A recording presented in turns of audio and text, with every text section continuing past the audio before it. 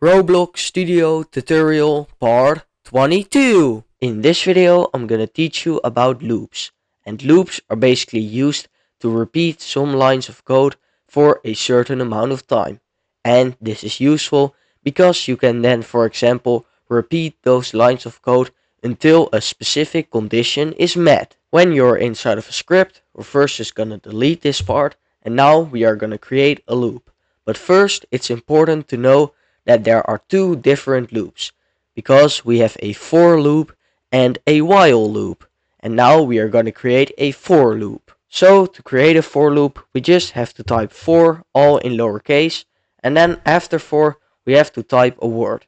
And that's sort of like a variable because it doesn't matter what word it is. But for me, it's just going to be time. For time is equal to, and now we have to give in three arguments, which are going to be three numbers, and those will determine the repetition. So how many times the script will go through the for loop. And the first number is going to be the starting number, that is going to be 1. And 1 will just determine what the starting number is if the repetition is starting. And then we separate the numbers by a comma, and then the second number is the ending number, which is now going to be 5.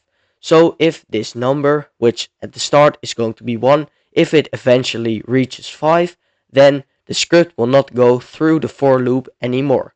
So the things that are inside of the for loop will not, for example, be printed anymore. And then for the last number, it's going to also be 1. And that number determines by how much the starting number increments every time the script goes through the for loop.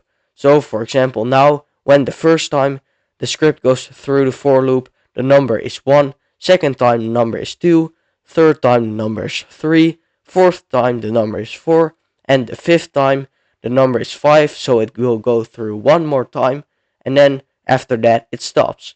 So the script will now go through this for loop 5 times. And to end it, we just have to type do all in lowercase, and at the end press enter.